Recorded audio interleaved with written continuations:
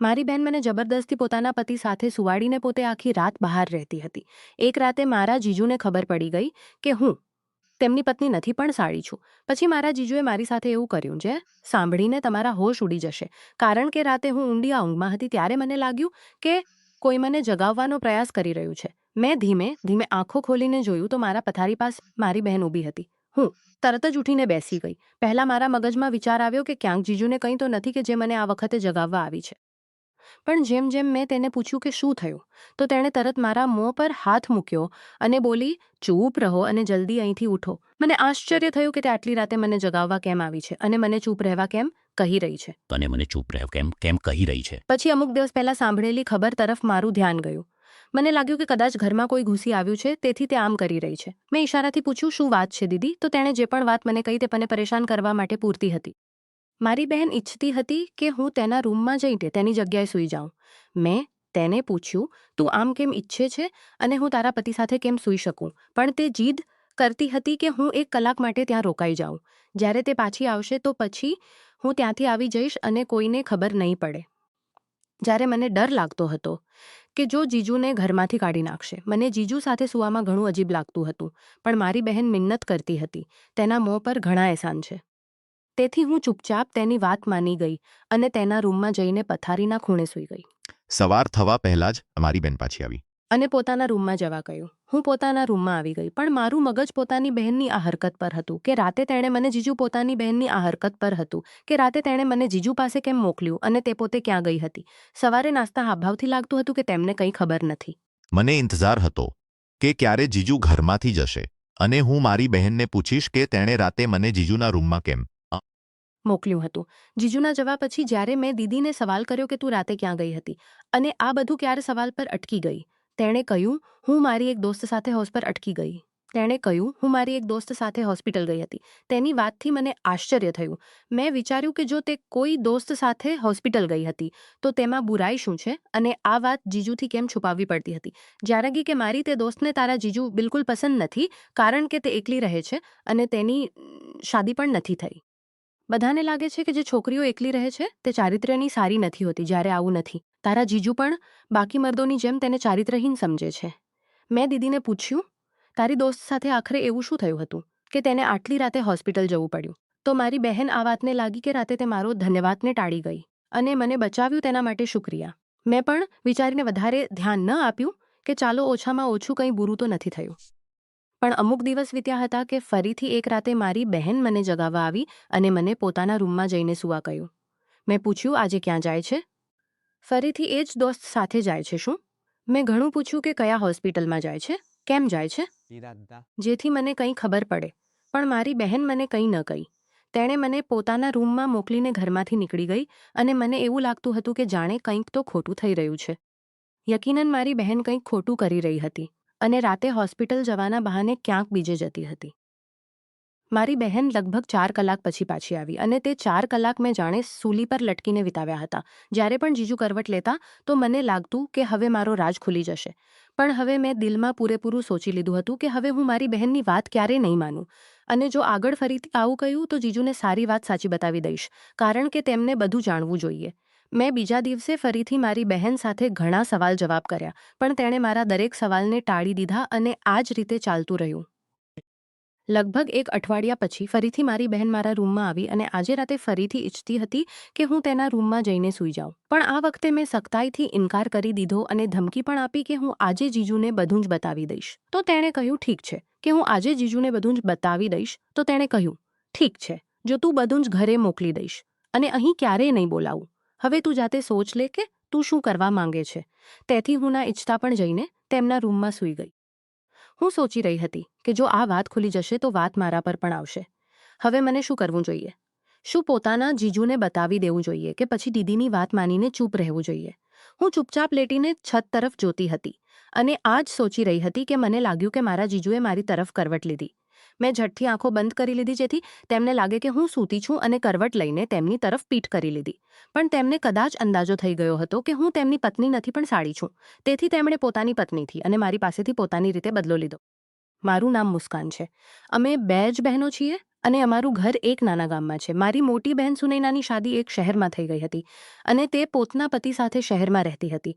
જ્યારે તે કોલેજમાં એડમિશન માટે ફોર્મ ભરી દીધા હતા, કારણ કે અમારા ગામની છોકરીઓ ત્યાં જ વાંચવા જતી હતી. પણ મારી બહેન જીદ કરી કે તે મારું એડમિશન મોટા શહેરમાં કરાવશે અને પોતે જ મારા બધા ડોક્યુમેન્ટ લઈ ગઈ અને પોતાના શહેરના કોલેજમાં જમા કરાવી દીધા. જ્યારે મારું એડમિશન થઈ ગયું તો તેણે પોતે જ ઓફર કર્યું કે હું તેના ઘરમાં તેની પાસે રહીશ. મારી બહેને પોતાના પતિ અને મમ્મી પપ્પાને કેવી રીતે રાજી કર્યા મને ખબર નથી, પણ હું ખુશ હતી કે મને એક શહેરના કોલેજમાં વાંચવાનો મોકો મળી રહ્યો છે અને હું ગામ છોડીને શહેરમાં આવી ગઈ. મને અહીં આવે હજુ વધારે દિવસ થયા ન હતા, પણ દરેક કામમાં મારી બહેન મારો સાથ આપતી હતી. જે પ્રકારનો ફેશન ચાલતો હતો તે જ પ્રકારના કપડાં લાવીને આપતી હતી. મને સારું ખાવાનું ખવડાવતી હતી અને મારી બધી ફરમાઈશો પૂરી કરતી હતી અને આ જ પ્રકારના ઘણા એહસાન દીદીના મોં પર બની ગયા હતા. વાસ્તવમાં તે મારી મોટી બહેન હતી, તો હું તેની દરેક વાત માનતી હતી. બધું બિલકુલ ઠીક ચાલી રહ્યું હતું. જ્યારે પહેલી વખત કોલેજમાં રજા થઈ તો હું ખૂબ ખુશ હતી કે હવે હું વાપસ પોતાના ગામ જઈશ અને પોતાના મિત્રોને મળીશ.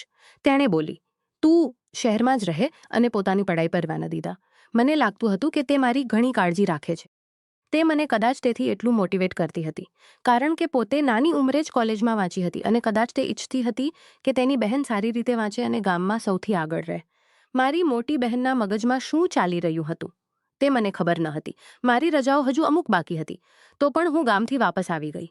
મારા જીજુ પણ મને ઘરનો એક હિસ્સો જ સમજવા લાગ્યા હતા, તેથી તેમને પણ મારી આદત થઈ ગઈ હતી. તેઓ પણ મારા વાપસ આવવાથી ખૂબ ખુશ હતા. જે દિવસે હું ગામથી વાપસ આવી તે દિવસે થાકના કારણે હું જલ્દી સૂઈ ગઈ. જ્યારે અડધી રાતે મારી બહેન મારા રૂમમાં આવી, તેણે ચૂપકે મને પોતાના રૂમમાં જઈને સૂવા કહ્યું અને મારા સવાલ કરવા પર કહ્યું, "મારી દોસ્ત હોસ્પિટલમાં છે અને તેને મારી જરૂર છે. તારા જીજુ તેને પસંદ નથી કરતા. તું જઈને મારા રૂમમાં સૂઈ જા જેથી તેમને ખબર ન પડે કે હું રૂમમાં નથી." હું આ વાત પર ચૂપ થઈ ગઈ અને આ પર વધારે સોચ્યું નહીં. પણ મને શું ખબર હતી કે એક વખત તેની વાત માનીને મેં પોતાના માટે અને આ વસ્તુ મારા પર શું શું મુસીબતો લાવશે, આ સત્ય મને ખબર ન હતી. આ વાતને એક અઠવાડિયું જ વીત્યું હતું કે બીજી વખત મારી બહેને મને તેના રૂમમાં જઈને સૂવા કહ્યું. હું તો ઘણી બહસ કરી ચૂકી હતી, પણ આખરે મને તેની વાત માનવી પડી અને જ્યારે પણ હવે બહસ કરવાનું છોડી ચૂકી હતી. જ્યારે પણ તે મને જગાડતી તો ચૂપચાપ હું તેના રૂમમાં જઈને સૂઈ જતી. પણ એક દિવસ મને એવું લાગ્યું કે મારા જીજુ જાગી રહ્યા છે અને તેમને ખબર છે કે પથારીમાં તેમની સાથે તેમની પત્ની નથી પણ સાડી છે. મને ઘણો ડર લાગ્યો અને હું સોચી રહી હતી કે જો તેમણે મારી પાસેથી સવાલ કરી લીધો કે જો તેમણે મારી પાસેથી તો પછી શું થશે. મેં જાણે તેમે કેટલાક કલાક વિતાવ્યા કે મને લાગે છે અને લગભગ 5 કલાક પછી મારી બહેન પાછી આવી. બીજા દિવસે મેં દીદીને કે મને લાગે છે કે રાતે જીજુ જાગી રહ્યા હતા અને તેમને બધું ખબર છે. પણ મારી બહેન કહેવા લાગી, "ના, તેમને કંઈ ખબર નથી. જો ખબર હોત તો યકીનન તેઓ મારી પાસેથી સવાલ કરતા અથવા તારી પાસેથી સવાલ કરી લેતા. તું ડરતી ના." મને તેની આ ખોટી તસલ્લીથી બિલકુલ પણ સુકૂન ન આવતો હતો. હવે તો મારું કોલેજ પણ શરૂ થઈ ગયું હતું અને દીદીનો આ સિલસિલો પણ ચાલુ હતો. મારી બહેન પહેલાં અઠવાડિયામાં એક વખત જતી હતી, પણ હવે તો દર 2-3 દિવસે જતી હતી. મારી બહેન મને ક્યારેય ન કહેતી કે તે ક્યાં જાય છે અને જ્યારે હું પૂછતી પણ તો આ સવાલને સખ્તાઈથી ટાળી દેતી હતી.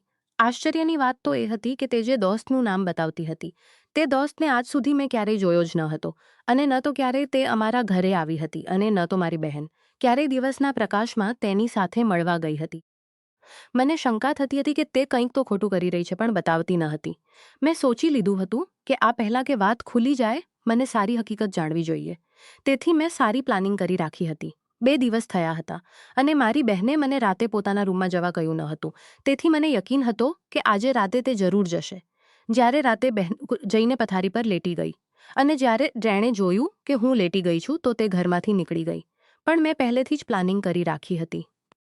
તેથી તરત તકિયાઓથી પોતાનું શરીર બનાવીને દબે પગલે તેની પાછળ ઘરમાંથી નીકળી ગઈ. મને ડર પણ લાગતો હતો, પણ મને સત્યની ખબર લગાવવી હતી. મને ખબર ન હતી પણ મને સત્યની ખબર લગાવવી હતી. પણ જ્યાં મારી બહેન જઈ રહી હતી ત્યાં હું પણ તેની પાછળ જઈ રહી હતી. મને આ વાતની પણ ચિંતા હતી કે જો મારા જીજુ જાગી ગયા તો પછી શું થશે, કારણ કે મને પહેલેથી જ યકીન હતો કે તેઓ બધું જાણે છે. ગલીમાં ઘણું અંધારું હતું અને હું બહેનની પાછળ દબે પગલે ચાલી રહી હતી. મેં કાળી ચાદરને અંધારાનો જ હિસ્સો લાગતી હતી. હું ઘણી વધારે ડરી રહી હતી. પણ મારી બહેન વગર કોઈ ડર અને ખૌફના આગળ જઈ રહી હતી. મને એવું લાગતું હતું કે જાણે તેને અહેસાસ થઈ રહ્યો હોય કે કોઈ તેની પાછળ આવી રહ્યું છે, કારણ કે તે થોડું અંતર ચાલ્યા પછી રોકીને પાછળ પણ જોઈ લેતી હતી, પણ હું અંધારામાં કાળી ચાદર ચાલી રહી હતી. મેં જોયું કે ધારામાં કાળી ચાદર લઈને ચાલી રહી હતી. મેં જોયું કે મેન રોડ પર મારી બહેન એક ગાડીમાં બેસીને ચાલી ગઈ. અંધારાના કારણે હું ગાડીનો નંબર પણ ન જોઈ શકી અને આશ્ચર્યની વાત એ હતી કે ગાડીની હેડલાઇટ એ હતી અને ગાડી પણ કાળા રંગની હતી. આ કારણે મને કંઈ ખબર ન પડી શકી કે તે ગાડી કોની છે અને તેનો નંબર શું છે. મારી પાસે હવે કોઈ રસ્તો ન હતો. હું ચૂપચાપ મારી બહેનના રૂમમાં આવી ગઈ અને તેની જગ્યાએ જઈને લેટી ગઈ. પણ મને આ રાતે યકીન હતો કે મારા જીજુ જાગી રહ્યા છે. પણ તેમણે મારી પાસેથી કોઈ સુનૈનાદ પેદા કર્યો. પછી 3 કલાક પછી સુનૈના દીદી પાછી આવી અને હંમેશની જેમ હું ઉઠીને પોતાના રૂમમાં ચાલી ગઈ અને તે પોતાની જગ્યાએ લેટી ગઈ. પણ મેં સોચી લીધું હતું કે આજે સવારે મારી બહેનને ફરી સવાલ કરીશ કે તે ક્યાં જાય છે. જો તેણે મને કંઈ ન કહ્યું તો સારી વાતો પોતાના જીજુને બતાવી દઈશ, કારણ કે હું આ રમતનો હિસ્સો ન બની શકતી હતી અને ન તો બનવા માંગતી હતી. મને મારી બહેન પર આશ્ચર્ય થતું હતું કે તે આ બધું કેવી રીતે કરી રહી છે. કારણ કે બહેન પર અસ્તવર ચાલી રહી છે અને તેની આવી કોઈ દોસ્ત નથી. કદાચ તે કોઈ છોકરા સાથે જાય છે અને હવે હું મારી બહેનના મામલામાં ઘણું ગૌર કરી રહી હતી. તો મને અંદાજો થયો કે મારા જીજુની સેલેરી એટલી વધારે નથી. તો પછી મારી બહેન રોજ રંગબેરંગા સૂટ ક્યાંથી લે છે અને મને પણ પોકેટ ખર્ચી આવે છે.